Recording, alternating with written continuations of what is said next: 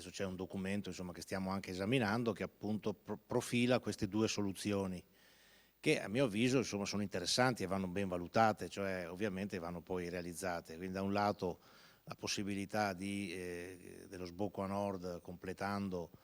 pur senza l'autostrada ma con una forma insomma, un po' mista tra superstrada, poi ci sarà una galleria eccetera, quindi ci sarà una soluzione di questo tipo. Per quanto riguarda la Valdastico Nord, il prolungamento quindi della Valdastico attuale, e dall'altro però come aveva detto in occasione dell'inaugurazione della Valdastico verso sud il ministro Del Rio,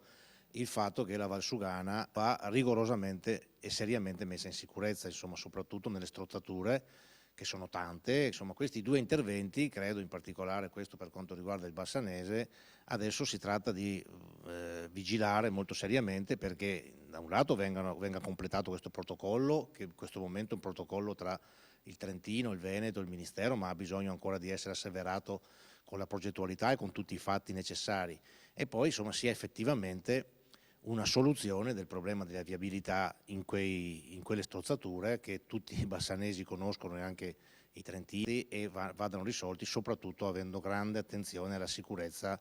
e anche insomma alla congestione poi con tutte le problematiche di tipo ambientale che sono collegate.